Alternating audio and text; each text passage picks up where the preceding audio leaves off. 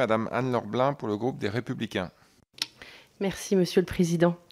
Chers collègues, merci beaucoup, Madame la rapporteure, d'avoir finalement porté ce débat, ce sujet, qui est une véritable attente des associations et que j'ai pu rencontrer, avec qui j'ai pu discuter, qui sont dans une véritable attente d'une amélioration et d'une intégration un peu plus centrale des personnes autistes. Parce que c'est vrai que les 700 000 personnes qui sont aujourd'hui touchées par l'autisme et les 100 000 enfants ne se sentent pas toujours concernés par les lois que nous pouvons voter. Mais effectivement, ces chiffres que j'évoque ne concernent que ceux qui sont officiellement diagnostiqués et certains, effectivement, ne le sont pas encore et donc augmenteraient très certainement les chiffres.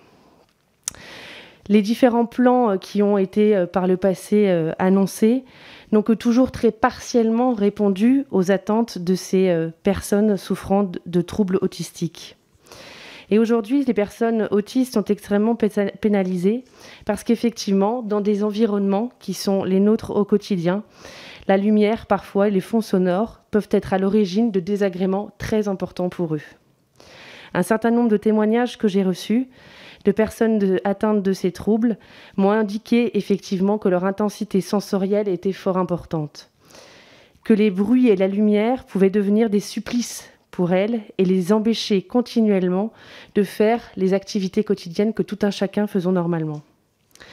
Les associations ont d'ailleurs souligné l'importance de votre initiative, mais effectivement, nous ont aussi fait part finalement de leur incompréhension à vouloir traiter quelque part ce sujet par un tout petit bout, alors qu'ils attendent bien plus de nos politiques publiques. Pour eux, le sujet qu'est l'autisme doit naturellement avoir des conséquences bien plus importantes dans les choix que nous faisons en tant que législateurs. Il nous faut absolument mettre en œuvre une politique ambitieuse de manière à prévoir une inclusion plus forte de ces enfants porteurs de troubles autistiques, mais aussi de ces adultes, naturellement. Effectivement, la proposition que vous aviez présentée initialement n'a plus véritablement à voir avec ce à quoi nous aboutissons aujourd'hui.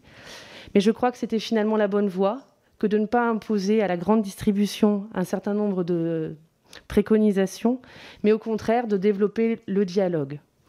Je crois que l'initiative que vous portez mérite une nouvelle fois d'être saluée et nous apporterons naturellement le soutien nécessaire à ce qu'elle puisse être adoptée au sein de notre Assemblée. Merci.